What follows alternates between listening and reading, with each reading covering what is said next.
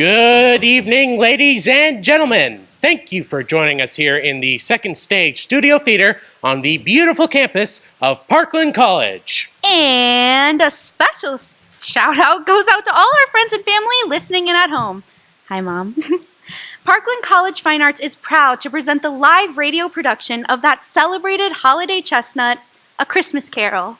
When Charles Dickens first introduced his story to the world 176 years ago, readers immediately embraced this timeless tale. A Christmas Carol became an instant classic, and over the years has become our favorite chronicle of what Christmas was, what it is, and what it was meant to be. From the very first printing, countless families quickly established the indispensable tradition of reading aloud the redemption tale of Ebenezer Scrooge as a proper observance of the most important day of the year. Through the decades, countless print, stage, screen, radio, and television productions have emerged, and every year we each choose our favorite version to remind ourselves of the Christmas spirit. But the Victorians said it best when they called this tradition a sacred ritual and a new gospel. Nothing is more eagerly awaited, more firmly rooted in the hearts of the theater-going and radio-listening public. For many, the Christmas season cannot get started without attending a performance of Dickens' immortal tale. So without further ado, Parkland College proudly presents A Christmas Carol.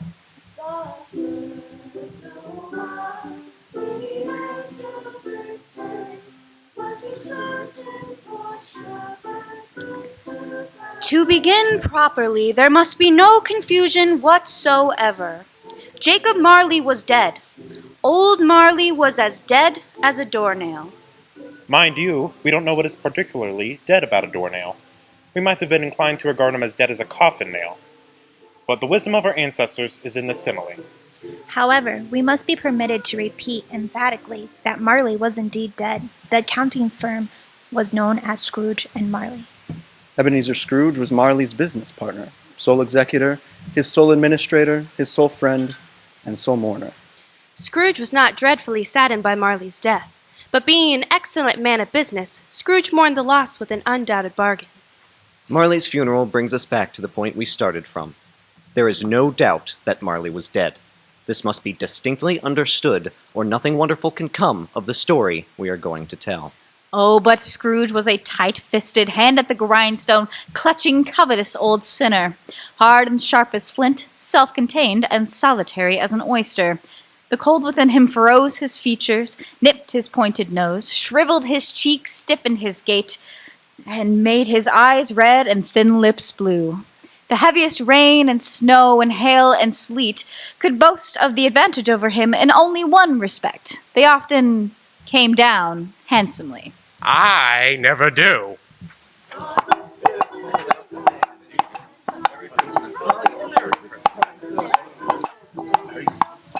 Old Scrooge sat busy in his counting house, a grim, cheerless place if ever there was one. The door of Scrooge's office was open that he might keep his eye upon his clerk, Bob Cratchit, who in a cold and dismal little cell beyond worked at his ledgers. 19, 20, 22, 28, and 5. Merry gentlemen, let nothing you dismay. Mr. Cratchit! Yes, Mr. Scrooge. Stop that infernal caterwauling. Yes, sir. 9, 15, 17. Singing their idiotic Christmas carols at my very door. Go on! Get away! Hey, from my door and bell your blasted songs elsewhere. What for, mister? An old custom at Christmas time, you know? Yes, and I don't want any of your old customs. Take your fellow fools and go away. Right. Merry Christmas to you anyway, mister. Ah.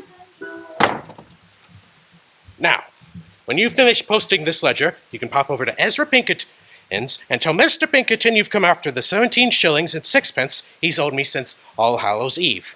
And tell him I shall have a constable over there if he doesn't pay up at once. Mr. Pinkerton's wife has been ill, sir. Pinkerton's wife is none of my concern. I want my 17 and 6. I just thought, it being Christmas, sir. Christmas? Christmas? You mention that word to me once more, Mr. Cratchit, and I'll... A Merry Christmas, Uncle! God save you! A Merry Christmas, Bob! And a Merry Christmas to you, Mr. Fred. Bah humbug! Christmas a humbug, Uncle. Now I'm sure you don't mean that. I mean just that. Exactly that. Merry Christmas. What right have you to be merry? What reason have you? You're poor enough. Well then, what right have you to be dismal, Uncle? You're rich enough? Ah, Now don't be cross. well, what else can I be when I live in such a world of fools? What's Christmas but a time for finding yourself a year older and not an hour richer? If I could work my will, every idiot who goes about with Merry Christmas on their lips would be boiled with their own pudding and buried with a stake of holly through their heart. Surely you don't mean that, Uncle. Now, nephew, keep Christmas in your own way and let me keep it in mine. Keep it, but you don't keep it, Uncle. Well, let me leave it alone then. I suppose you're here expecting a Christmas gift, I've no doubt. I came to wish you a Merry Christmas, Uncle. A Merry Christmas. Much good may Christmas do you. Much good it has ever done you. I dare say, Uncle, that Christmas has made me rich. Christmas is a kind, forgiving, charitable, pleasant time when men and women open their shut-up hearts freely to one another. Though it has never put a scrap of gold or silver in my pocket, I believe it has done me good. And I say, God bless it! God bless Christmas, hurrah! Let me hear another sound out of you there, Mr. Cratchit, and you'll keep your Christmas by losing your employment. As for you, nephew, I wonder why you don't go into Parliament. You talk enough nonsense. Oh, don't be angry, Uncle. Please, come dine with Claire and I tomorrow. Why did you get married? Why? Because I fell in love. Because you fell in love. The only thing more ridiculous than Merry Christmas. Good afternoon. I am sorry, with all my heart, Uncle, to find you so resolute. But I resolved to keep the Christmas spirit to the last. So a Merry Christmas to you! Good afternoon. And a Happy New Year, too. Ah, humbug. And a Merry Christmas to you, Bob, and to all your family. Oh, thank you, Mr. Fred. Same to you, sir. Good day. Nonsense. Twaddle. Flummery. Talking of Christmas and not 2 sixpence to jingle together in his pocket.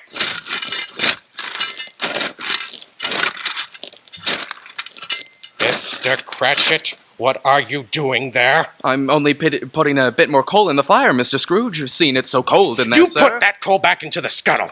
A fire. A fire indeed. I can tell you, if you use coal at that rate, you and I will soon be parting company, Bob Cratchit. You understand that?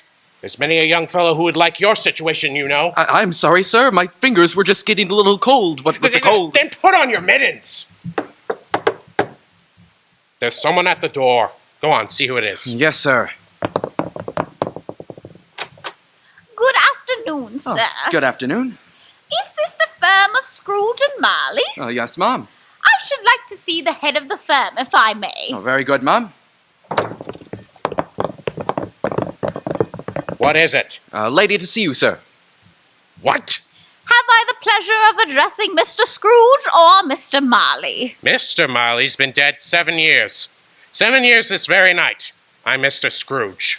Well now, Mr. Scrooge, at this season of the year, it's only fitting that we who are more fortunate should raise a fund to buy the poor some food and drink and means of warmth. You may not believe it, sir, but thousands are now in want of common necessities. Ooh.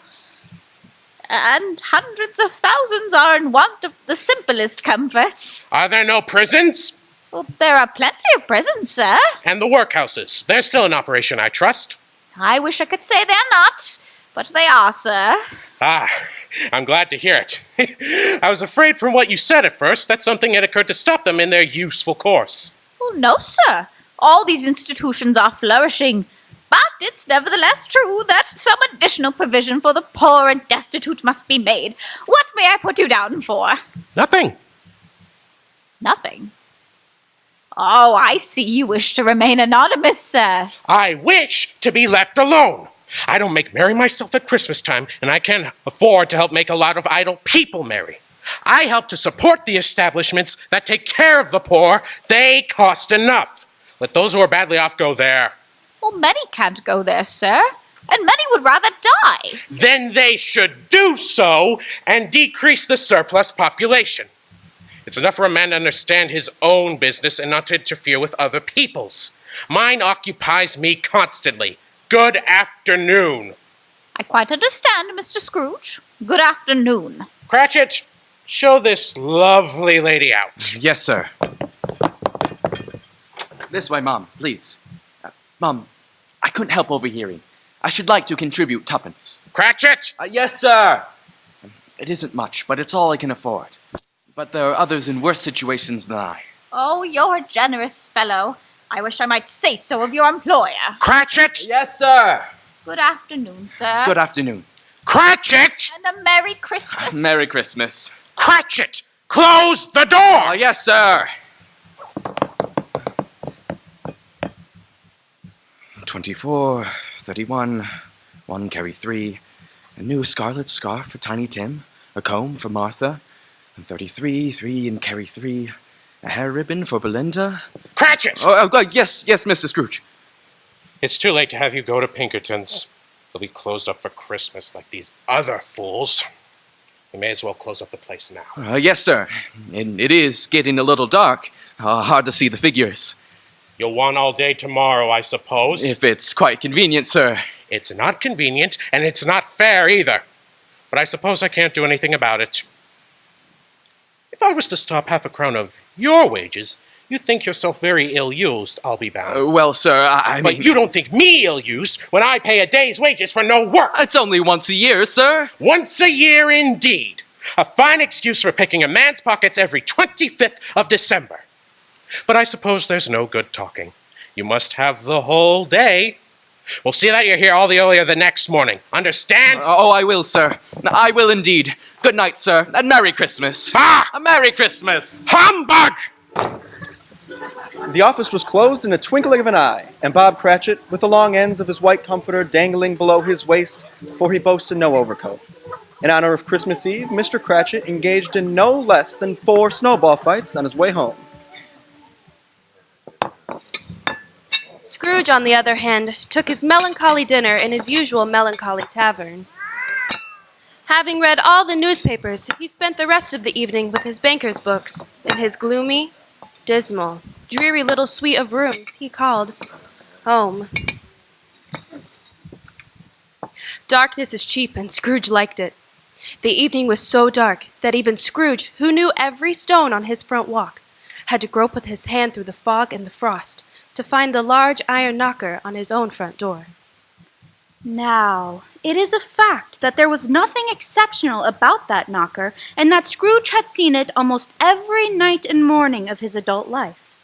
It is also a fact that Scrooge had not given one thought to old Marley in 7 years. That is, until he mentioned his deceased partner earlier that afternoon. Now, the fact that remains a mystery is how Scrooge, reaching for the lock of the door, looked at the knocker and saw, not a knocker, but Marley's face. Yeah! As Scrooge shook himself away from this phenomenon, the knocker became a knocker again.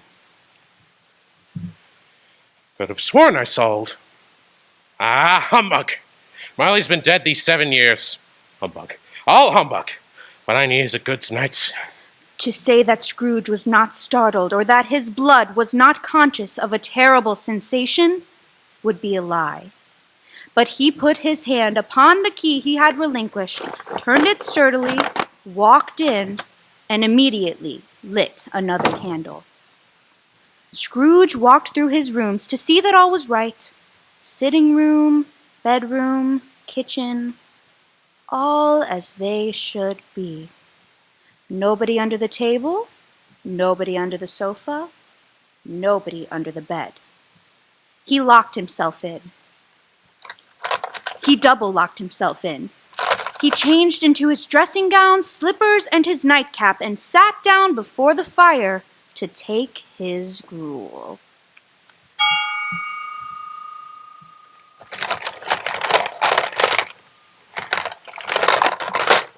What's that? Someone's in the wine cellar. But that door's locked and double-locked. Something's coming. Something is coming closer. Outside my door. Bah! I won't believe it. It's humbug still.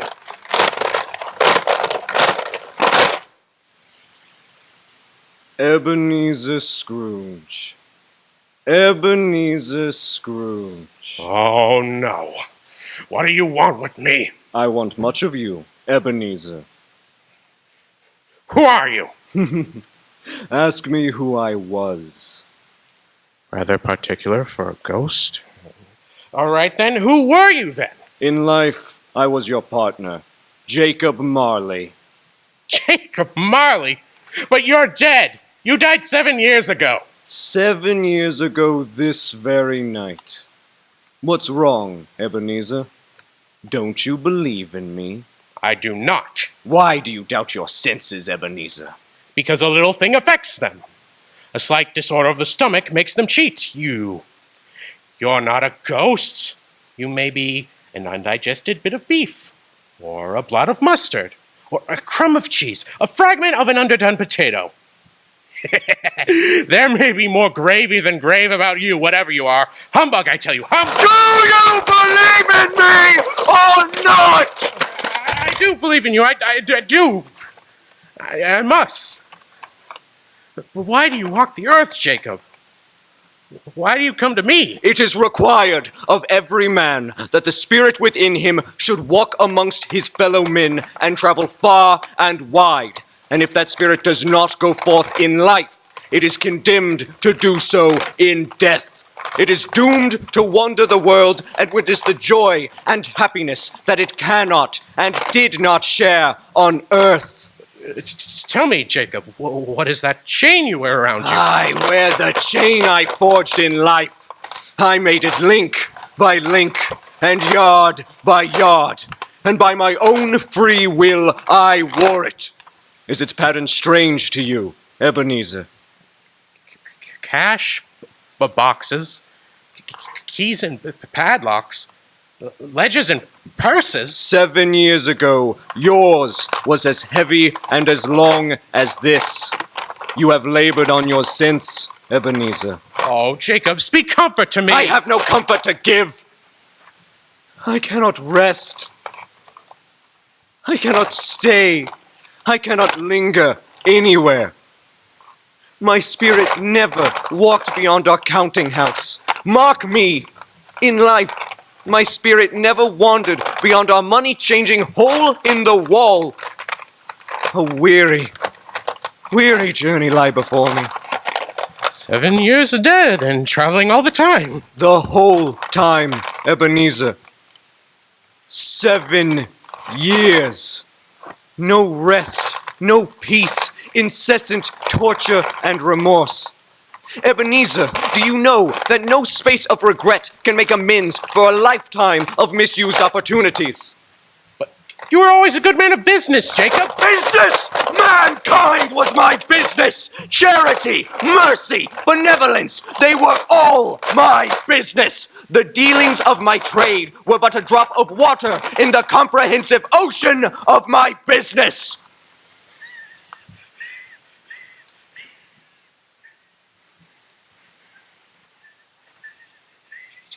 Don't go on like this. At this time of year, I suffer most.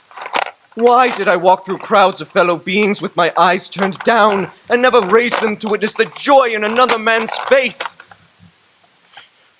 Please, do not be hard upon me. Listen to me, Ebenezer.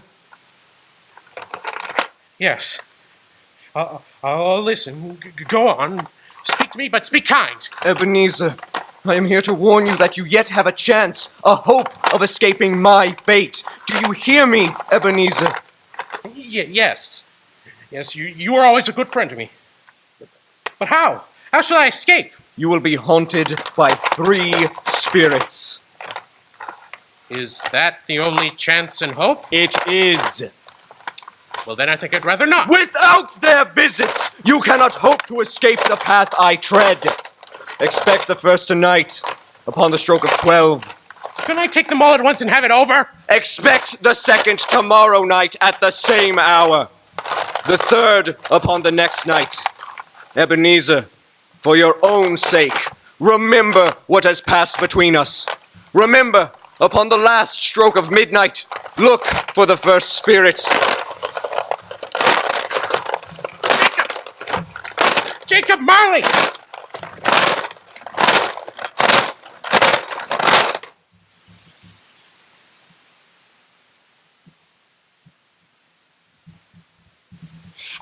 ladies and gentlemen, let's take a brief moment to hear a word from our sponsors. Hey, Captain. We can't set sail without an order from you. Yeah, I'm not talking while this flavorless. Oh, what are you chewing? Beech nut gum. We're gonna be here a while.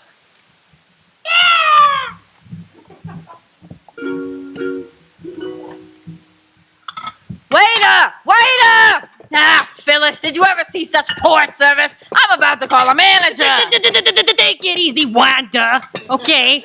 What's really wrong is that you're a grouch.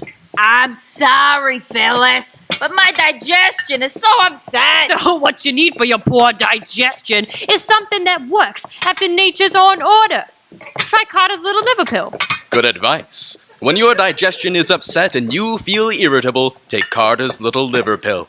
You see, each day nature normally produces about 2 pints of vital digestive juice to help you digest food.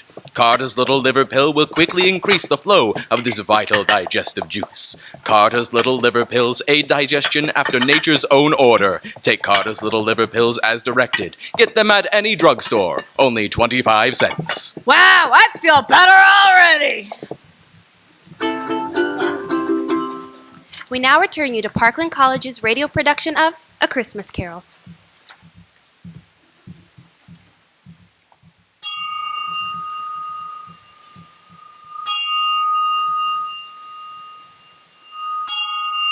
Scrooge awoke.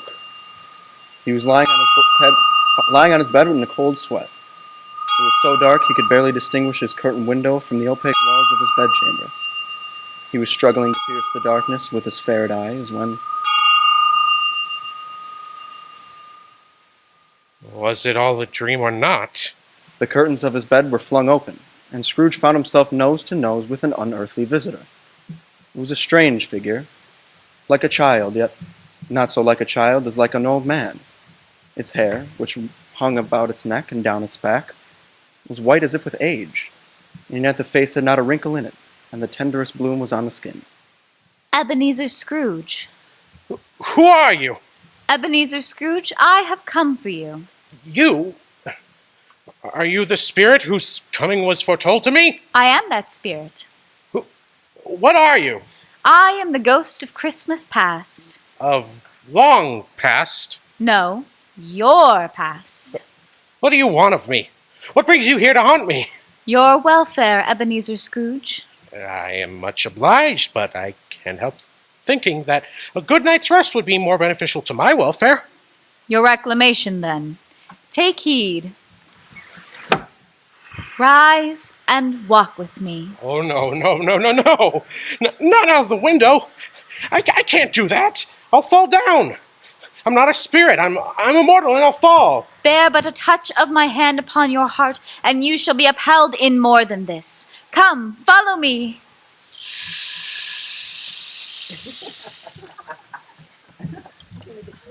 Where are we? What's become of the city?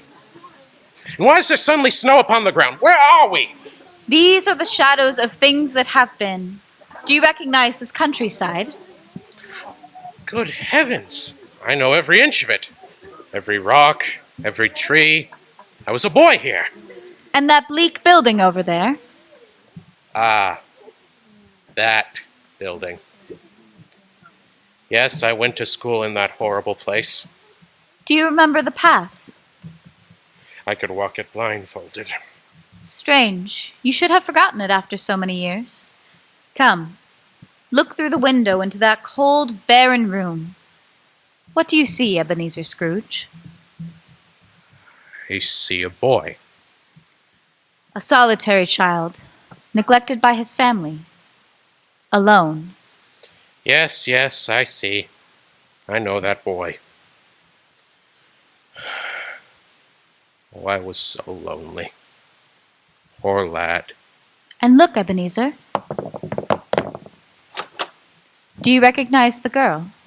Brother, dear brother, Fan? Fan? I have come to bring you home, dear brother. Home, Fan? Home for good, home forever. What about Father?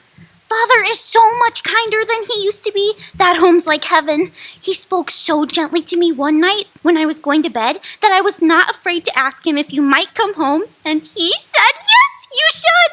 So he sent me in a coach to bring you back. And after Christmas? You are never to come back here. But first, we're going to be together all Christmas long and have the merriest time in all the world. You have grown up so much, dear Fan. You're becoming quite a little woman. Always a delicate creature. A breeze could have blown her away, but she had a large heart. So she had. I cannot deny it, Spirit. She died a young woman, and had children, I think. One child. My nephew. Your lip is trembling, Ebenezer. And what's that upon your cheek? It's nothing. Nothing at all. I wish I... It's too late now. What's the matter? Nothing. Children came to my door singing Christmas carols last night. I should like to have given them something, that's all. Is that all? Come, Ebenezer, let us see another Christmas.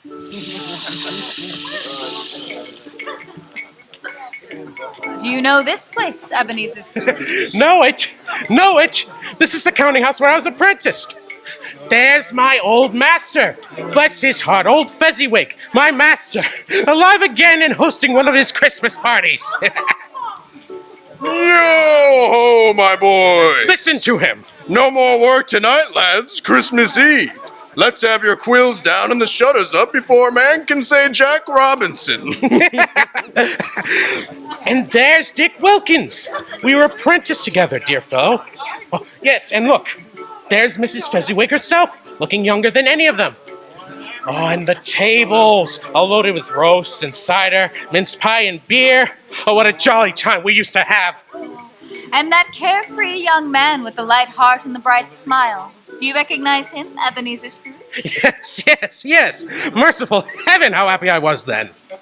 Oh, such a waste of effort for Fezziwig to make those silly folks so full of joy. Waste of effort? A waste indeed. Isn't it? He fritters away a few pounds of your mortal money on frivolous, trifling matters. And to what end? It's not that at all, Spirit. Old Fezziwig has the power to make us happy or unhappy, to make our service light or heavy. His power lies in words and looks, and in things so tiny that it's impossible to count them up. The happiness he gives is quite as great as if it cost a... What's the matter? Nothing at all, Spirit. Something, I think. No. Speak. Well, only... It's just that I should like to be able to say a word or two to my clerk, Bob Cratchit, that's all. My time grows short, and we have yet another journey to make. Where now? Come, I will show you.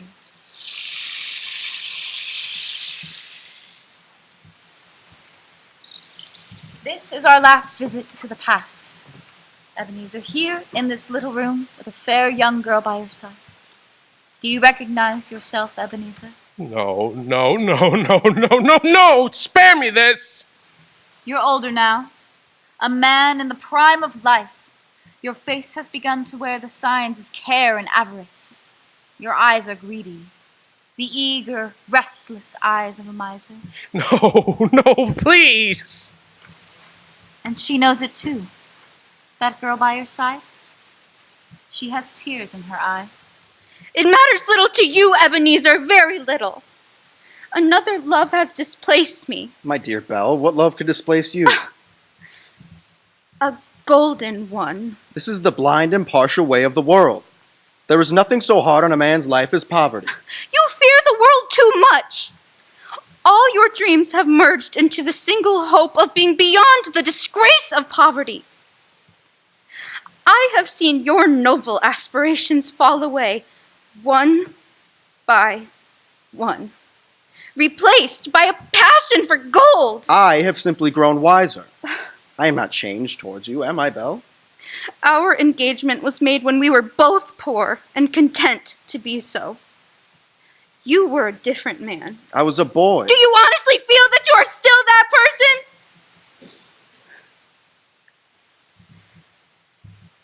You are changed, and I must release you.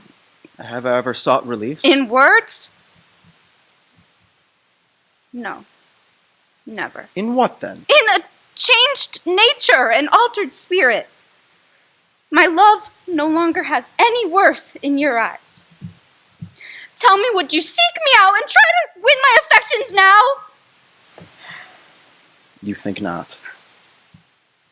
My heart is fraught with misery. I cannot say how often and keenly I have thought about this. But I have. And I've made my decision. Part of me hopes it may cause you pain to lose me. But you will dismiss this memory like a half-remembered, unprofitable dream. With a full heart, for the love of him that you once were, I release you. May you be happy in the life you have chosen, Ebenezer. That's enough!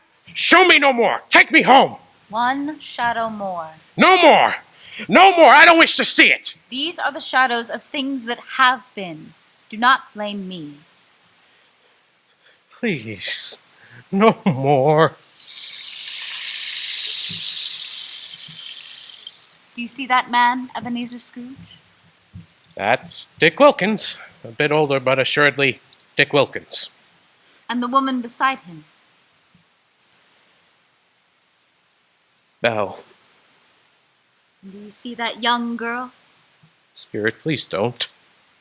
That girl might have been your daughter. She might have called you father. She might have been the springtime in the haggard winter of your life. Spirit, let me go. Show me no more. Listen now, while they speak. Belle, I saw an old friend of yours today. Oh, who was it? Oh, guess. Oh, wow, for heaven's sake, I couldn't. Oh, let me give you a hint. Bah, humbug. Mr. Scrooge? Mr. Scrooge it was. I passed his office window on the way home, and there he was, inside, working against a single candle. Oh. His partner, Mr. Marley, lies at the point of death, I hear. Poor Mr. Scrooge. All alone. Quite alone in the world, I do believe. Spirit? Spirit, I can't bear any more. Leave me. Haunt me no more. Take me back. Take me back!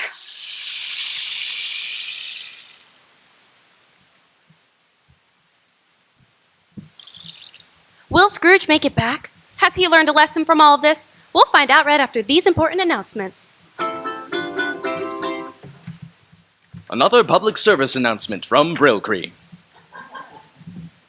Men, beware.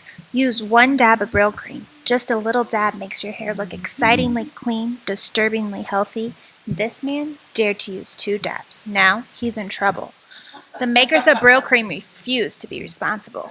Brill cream. Brill cream. Brill cream. Brill cream. A little dabble do ya. Brill cream. You look so debonair. Brill cream. The gals will pursue ya. They love to run their fingers through your hair. Brill Cream, a little dabble do ya. You know, I always thought that Lifebuoy Health Soap got me extra clean, but I never knew how right I was until the doctors came along and actually proved it. Yes, it's true. After comparing the effects of daily baths with different soaps, these doctors made this amazing statement. Actually, you're cleaner, safer from BO when you bathe daily with Lifebuoy than when you bathe with any other leading soap. Something to think about, isn't it? It's simple. Lifebuoy Health Soap does more than just remove the grime and perspiration you can see. Lifebuoy is more effective than any other leading soap against invisible dirt that can form a foothold for BO. Lifebuoy gets you even cleaner than the eye can see. After 820 scientific tests, doctors also say, Lifebuoy's purifying ingredient makes the difference. And the same purifying ingredient actually makes Lifebuoy milder, safe even for a baby's tender skin. So enjoy a Lifebuoy bath every day. You like Lifebuoy's creamy rich lather and its wonderful mildness? Get Lifebuoy tomorrow. Let's now return to our program and find out if old Ebenezer Scrooge has learned it from his lesson.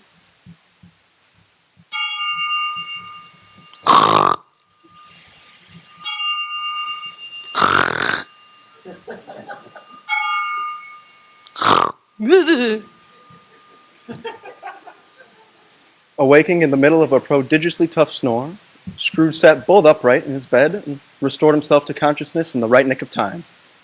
He remembered the words of Marley's ghost and wondered from which direction the second specter would appear. Now being prepared for almost anything, he was not by any means prepared for nothing. And consequently, when no shape appeared, he was taken with a violent fit of trembling. 5 minutes. 10 minutes. A quarter of an hour went by. Yet nothing came. Then as he sat in his bed, he became aware gradually of a great blaze of ruddy light, which seemed to shine upon him from the adjoining room. He got up softly and shuffled in his slippers to the door. It was his own sitting room, no doubt about that, but it had undergone a surprising transformation.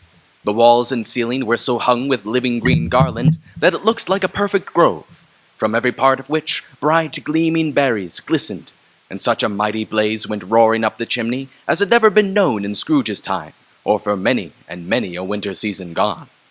Heaped up on the floor to form some kind of throne were turkeys, geese, game, poultry, great joints of meat, long wreaths of sausages, mince pies, plum puddings, barrels of oysters, red-hot chestnuts, and seething bowls of punch that made the chamber dim with their delicious steam.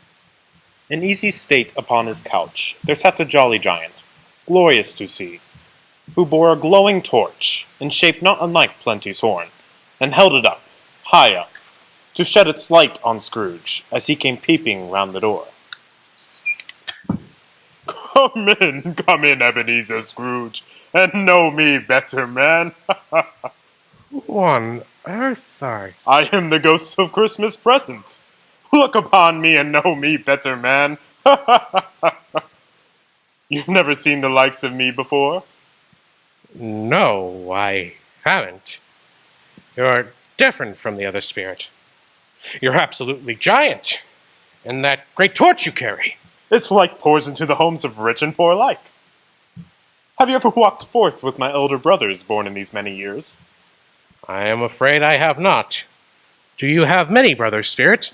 More than 1,800. A tremendous family. Yet I've never known any of them. Then come and know me better, man. Have I already said that? You have. Spirit, take me where you will. Last time I went against my will and learnt a lesson which is working now. If you have anything to teach me, let me profit by it. Hold on to my robe, Ebenezer Scrooge. Hold on! Ah!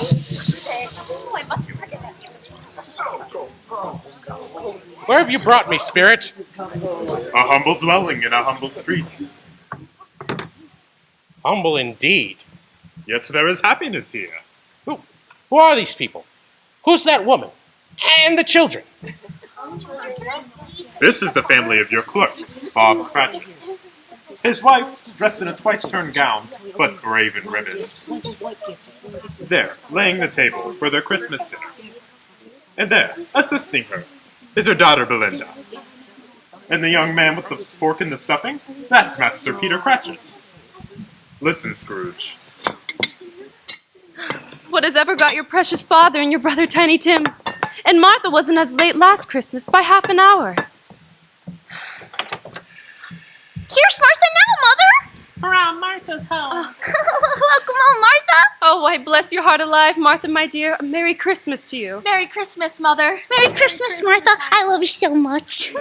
How late you are, my dear. Oh, we had a deal of work to finish up last night, and we had to clear away this morning. Well, never mind. You're here now. Just sit down before the fire and get yourself warm. Oh, Lord, bless your soul. Where's Father? He's off to church with Tiny Tim. They should be along directly. How is Tiny Tim, Mother? Any better at all? Sometimes I think he is, and, well, sometimes I think, oh, dear God, if anything should happen to Tiny Tim, Mother, you mustn't think of such a thing. Here they come. I can see them. They're coming. Oh, And there's Tiny Tim. Oh, Merry Christmas, everybody. Martha, welcome home, my dear. Merry Christmas, Father. And Tim. Merry Christmas, Martha. Oh, Tim, you darling. Oh, Father, I'm so glad to be home. Oh, and we're so glad to have you, Martha. And how did little Tim behave in church, Robert? Oh, as good as gold, and better.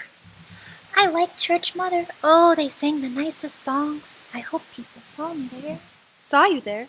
Why's that, Tim? Well, don't you see? Because I'm lame. And if they saw my crutch, it might be pleasant for them to remember on Christmas who made lame beggars walk and blind men see. Oh, bless you, my boy. Are we ready to eat, Mother? Yes, please, let's eat. Yes, children, we're all ready. Come and take your places now. And Robert, wait your turn. There's plenty. Stuffing and dressing and plum pudding for all of you. Martha, will you take care of Tiny Tim? Yes, Mother. You see that he eats plenty. He must get tall and well. Now sit down, everyone. Hear that, Tim? We have to stuff you like a goose. Ah, now, my dears. Shall we say grace? Dear Lord. Spirit, tell me if Tiny Tim will live. I see a vacant seat in the porch in the corner, and a crutch without an owner, carefully preserved. Oh, no, kind spirit. Say he'll be spared. Say he'll live. If these shadows remain unaltered by the future Ebenezer, the child will die. No, Spirit. Tiny Tim cannot die. What then? If he's likely to die, hadn't he better do it and decrease the surplus population? If you be a man in your heart, forego that wicked hypocrisy until you discovered what the surplus is and where it is. Will you decide what man shall live? What child shall die? Amen. Amen. And now, my dears, with such a dinner, a toast. A Merry Christmas to us all, and God bless us. God bless us, everyone. And now a toast to the founder of the feast, to Mr. Scrooge. The founder of the feast, indeed. I wish I had him here. I'd give him a piece of my mind to feast on, and I'd hope he'd have a good appetite for it. Oh, my dear, the children, Christmas Day. Well, it should be Christmas Day. I'm sure on which one drinks the health of such an odious, stingy, unfeeling man as Mr. Scrooge. You know he is, Robert. Nobody knows it better than you, poor fellow. My dear, the Christmas Day. I'll drink his health for your sake and for the day's, but not for his. A long life to him, a Merry Christmas and a Happy New Year. He'll be very merry and very happy, I have no doubt. And I say, God bless him too, Mother, and everyone. No, God bless him. Can we eat now?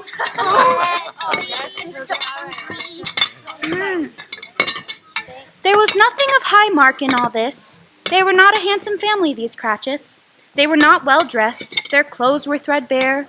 Their shoes were worn. But they were happy, grateful, pleased with one another, and contented with the time. When at last they faded, Scrooge had his eye upon them, and especially on Tiny Tim, until the last. Scrooge paid many visits that night with the ghost of Christmas present. Much they saw, far they went, and many people they visited. But there was always an atmosphere of joy. If you should happen, by any unlikely chance, to know a man more blessed with a laugh than Scrooge's nephew Fred, all I can say is, I should like to know him too. Please, introduce me to him. Give over, Fred. What is so funny? I'm about to be brilliant, my friend. Come around, all. I've got a good one. I've got a game for you. Marvelous idea, Fred. Let's all play a game. What's the game, old man? Yes and no, everyone. Yes and no. I played that in school. Careful, everyone. My husband is quite brilliant at this game. All right, old man. Animal, vegetable, or mineral? It must be a yes or a no question. Yes or no, old man? Thought so. Very well. Is it an animal? Of course. Is it still living? Only in the practical sense. Well, Then yes, it is living. Is it friendly? Never. Is it cute? Heavens, no. If it's not friendly, it's not likely to be cute.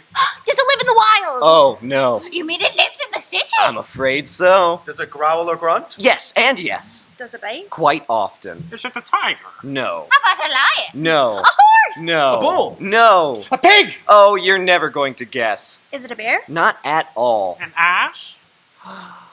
Oh! I have it, Fred. I know what it is. Yeah? Say it out loud, Chopper. Come on. It's your Uncle Scrooge. Oh, how I wish my dear Uncle Ebenezer could join us tonight. As I live and breathe, that man said Christmas was a humbug. He believes it too. More shame for him. He's a comical old fellow, that's the truth, and not very pleasant company. However, his actions carry their own punishment, and I've nothing to say against him. At least he's very rich. At least you boys told us so. What of that, my dear? His wealth is of no use to him. He doesn't do any good with it. He doesn't make himself comfortable with it. He has no inclination to think of benefiting us with it. I have no patience for him. Oh, I have, and I am sorry for him. I couldn't be angry with him if I tried. Who suffers by his ill whims? Himself, always. Here, he takes it into his head to dislike us, and he won't come and dine with us. What's the consequence? What does he lose? I think he loses a very good dinner. Indeed, my dear wife, indeed. A magnificent meal and some pleasant moments, which, honestly, I believe might do him some good. I mean to give him the same chance to make merry with us every year, whether he likes it or not. A toast to my dear Uncle Ebenezer Scrooge. He has given us plenty of merriment, and it would be ungrateful not to drink his health. A Merry Christmas and a Happy New Year to the old man, whatever he is. To Uncle Scrooge! To Uncle Scrooge! Hey, I've got a game for us all. Blind Man's Bluff? Oh, Topper! No! Come on! Scrooge and the spirit continued their journey. They walked amongst the miners as they labored in the bowels of the earth, and out to sea among the sailors at their watch. Dark, ghostly figures in their several stations. The spirit stood beside sick beds, and they were cheerful. They were on foreign lands and close to home. By poverty and the rich. In shelters, hospitals, and jails, wherever the ghost was allowed entry, the spirit of Christmas present left his blessing. It was a long night, if it was only a night. And it was strange, too, that while Scrooge remained unaltered in his outward form, the ghost grew older, clearly older. My life upon this globe is very brief, Ebenezer. I must leave you. Are spirits' lives so short? It ends tonight. Tonight? Tonight, at midnight. Hark, the hour has come. Oh, no, not yet. There's still so many things I wish to learn. And you will learn them, Ebenezer, from another spirit. There is still another spirit, Ebenezer.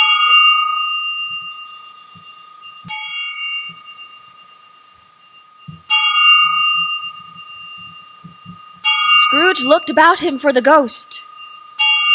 It had vanished, and he found himself once more in his bed, in his dressing gown, with his nightcap on his head.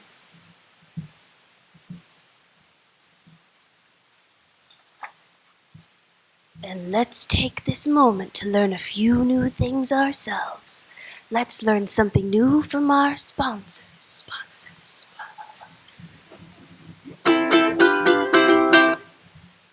Friends, it's foolish to suffer with a headache when Bromo Seltzer gives you such fast, pleasant, three-way relief. It's true! Bromo Seltzer is so pleasant to take, and it works so fast to help your headache in 3 different ways. Bromo Seltzers speedily fights the headache pain itself. Then it goes right to work to soothe the upset stomach and jangled nerves that often may team up with a headache. Try it next time you get a headache. Prove to yourself just how fast it works to help your headache. All 3 ways. We've tried a lot of headache products, but it's Bromo Seltzer from now on for our family. You'll say the same thing. So go get a bottle today and be prepared to fight a headache fast. Try Bromo Seltzer today and fight that headache all 3 ways. It's on sale now at your local drugstore. Are you tired of eating that same old cereal day after day? I sure am. Would you like to try something different and delicious with a flavor that knocks the socks off of any other breakfast cereal? Boy, would I. Then ask your mother for a big bowl of crunchy golden brown Wheaties flakes. Wheaties? Well, I've never heard of Wheaties. You'll love the taste of that husky, nourishing, whole wheat cereal every morning. But will Mom let me eat them? Your mother will be mighty glad to let you have Wheaties. And remember, lots of grocers are featuring Wheaties and friggin' do now. Wheaties and frickin' do? Ask your mom to get both next time she goes to the store. Try that delicious breakfast combination tomorrow morning, and you'll say, Wheaties are swell! And now, the thrilling conclusion to Charles Dickens' classic tale, A Christmas Carol. Scrooge started awake, yet again, upon hearing the clock strike. He ran cold as he remembered the prediction of old Jacob Marley, and lifting up his eyes, Scrooge beheld the third spirit, a solemn phantom, shrouded in deep black garments, draped and hooded, coming towards him, slowly, silently, like a mist along the ground. I know you. You are the ghost of Christmas yet to come. You are to show me the shadow of things that have not happened, but will happen in the time before us. Answer me, spirit, ghost of the future. I fear you more than any specter I've seen. Yet I know your purpose is to do me good, and as I hope to live to be another man from what I was, lead on. Lead on. The night's waning fast, and time's precious.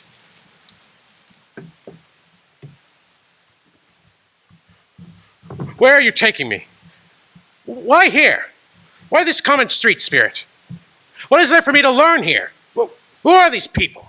I don't know much about it either way. I only know he's dead. When did he die? Last night, I believe. What was the matter with him? I thought he'd never die. God only knows. What has he done with all his, money? I haven't heard. Left it to his company, I suspect. He hasn't left it to me, that's all I know. Well, it's likely to be a very cheap funeral, for upon my life, I don't know anybody to go to it. Suppose we make up a party and volunteer. I don't mind going if a lunch is provided. I must be fed. Come to think of it, I'll bet I was his best friend. How on earth? Well, we used to nod to each other when we met in the street.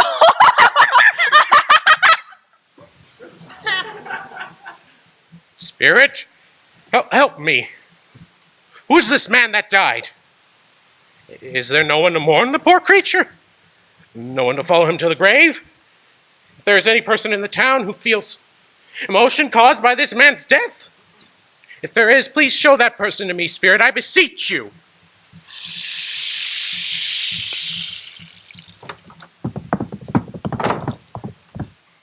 Caroline! Well, is it good or bad? It's not good. Oh, we are quite ruined. No, there's hope yet, Caroline. If he suddenly turns benevolent, there is. Nothing is past hope if such a miracle has happened. He's past turning anything. He's dead. Oh, thank the heavens above! Caroline! I am so sorry to hear of such horrible news, and I do pray forgiveness, but that is the emotion of my heart, and I am thankful. Last night I tried to call on him and asked for a week's delay. The charwoman shooed me away saying he had taken ill. I thought it was a mere excuse to avoid seeing me, but as it turns out, not only was he very ill, but dying then. To whom will our debts be transferred? I don't know, but before that time we shall be ready with the money. And even if we are not, his successor can never be so merciless a creditor. We may sleep tonight with light hearts, Caroline. Spirit, I beg of you, let me see some tenderness connected with this death, or this uncaring discourse we've just seen will haunt me forever. Spirit, why have you brought me here again? Here to Bob Cratchit's home.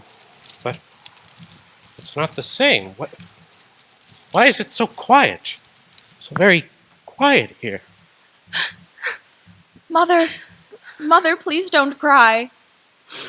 Oh, the color of the dim candlelight just hurts my eyes. They're better now. Take my handkerchief, Mother. Mustn't show weak eyes to Father when he comes home.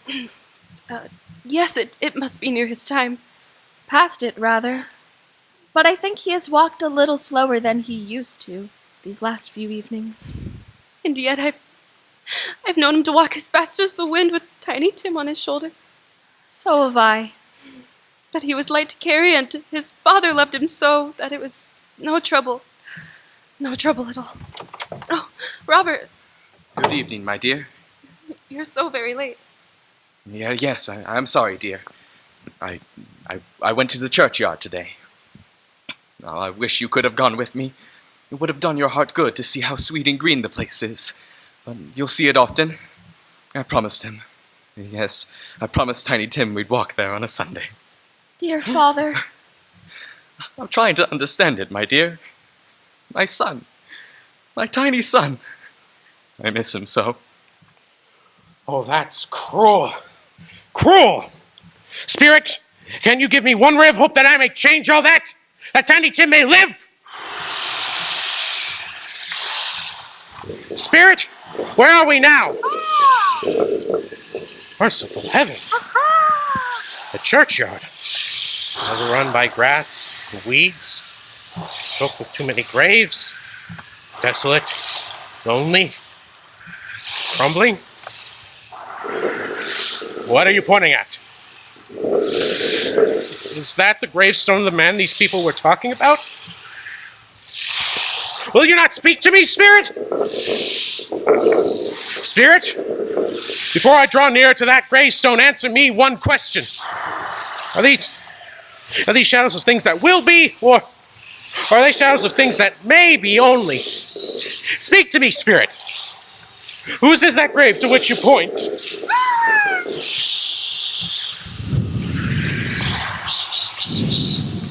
Yes, I see it. The writing on that stone. The name on the gravestone is Ebenezer Scrooge! Oh, no, Spirit! No! Hear me! I'm not the man I was! Why show me this if I am past all hope? Tell me that I can change these dreadful shadows you've shown me by an altered life. I'll honor Christmas in my heart. I'll try to keep it all the year. I'll live in the past, the present, and the future, and I'll not shut out the lessons that they teach. Tell me, Spirit. Oh, go on, tell me. Tell me that I can sponge away the writing on that stone, Spirit. I beg you, Spirit, I beg you!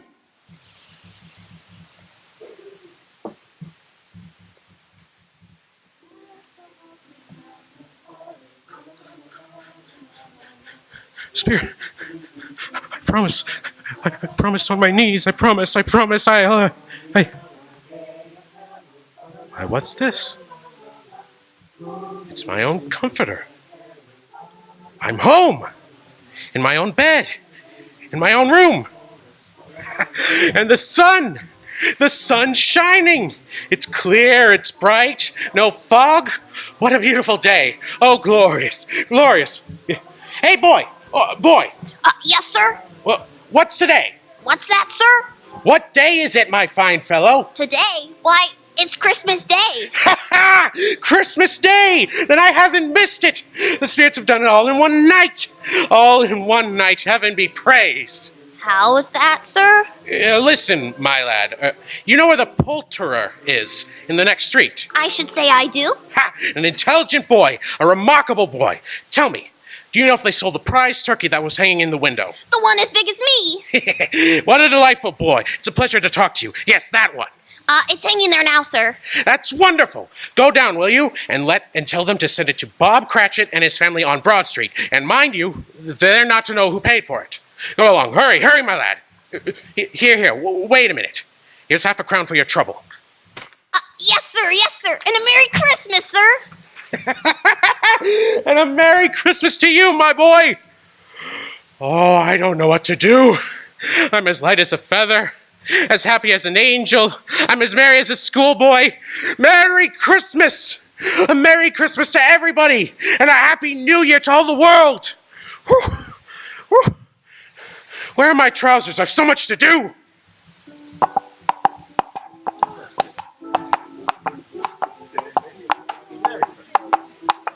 Scrooge dressed himself in all his best, and at last got out into the streets. By this time, the people were pouring forth as he had seen them with the ghost of Christmas present, and walking with his hands behind him. Scrooge regarded everyone with a delighted smile. He looked so irresistibly, well, in a word, pleasant. So pleasant that 3 or 4 good-humored fellows actually said, "Good morning, sir. A Merry Christmas to you."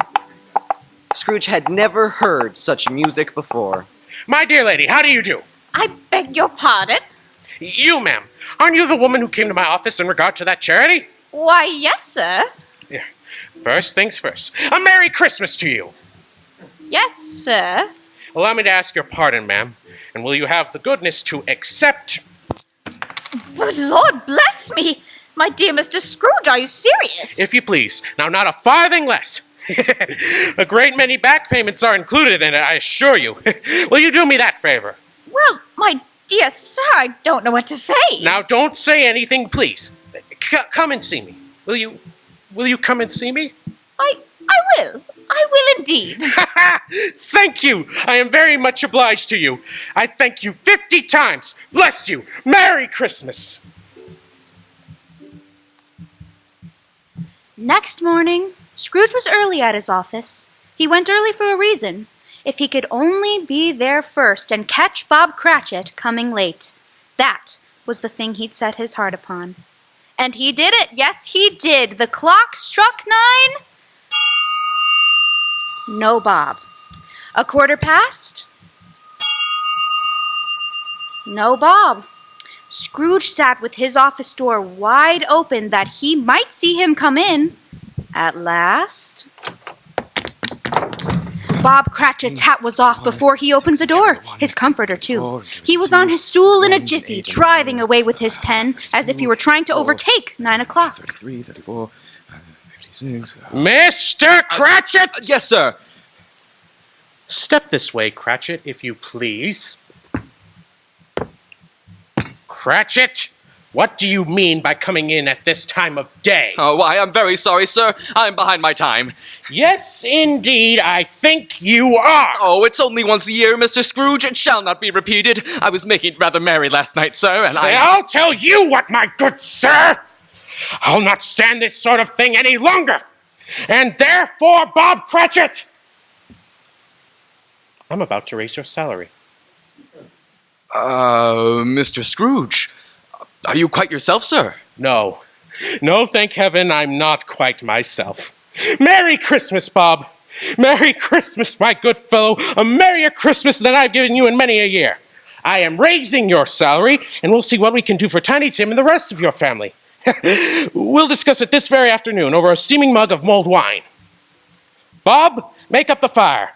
Make it up and buy another coal scuttle before you dot another I, Mr. Cratchit. Scrooge was better than his word. He did it all and infinitely more. To Tiny Tim, who did not die, he was a second father. He became as good a friend, as good a master, and as good a man as the good old city knew. Some people laughed to see the alteration in him, but he let them laugh, and little heeded them. His own heart laughed. That was quite enough for him. And it was always said of him that he knew how to keep Christmas well, if any man alive possessed the knowledge. May that truly be said of all of us. And so, as Tiny Tim observed, God bless us, everyone. God bless us, everyone. We wish you a Merry Christmas. We wish you a Merry Christmas. We wish you a Merry Christmas and a Happy New Year. Good tidings we bring to you and your kin. We wish you a Merry Christmas and a Happy New Year.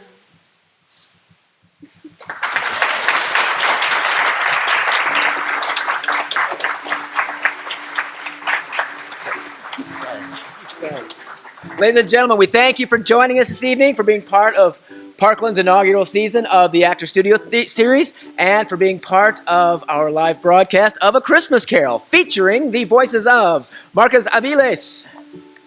Everybody clap for him. Madeline Childress and her magical ukulele. Haley Denzer. Colin Downen. Parker Evans. Thomas Fitch, Maya Hammond, Mr. Sean Kelly, Maggie O'Brien, and Caitlin Ritchie. Our folks in the booth, Mr. Wyatt Simmons and Heather Ann Lehman.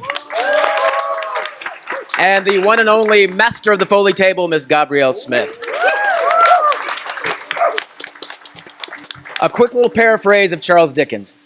We have endeavored in our ghostly little drama to raise the ghost of an idea, which shall not put our listeners out of humor with themselves, with each other, or with the season, or with us. May it haunt your house pleasantly and your radio pleasantly. Happy holidays, and thank you for joining us.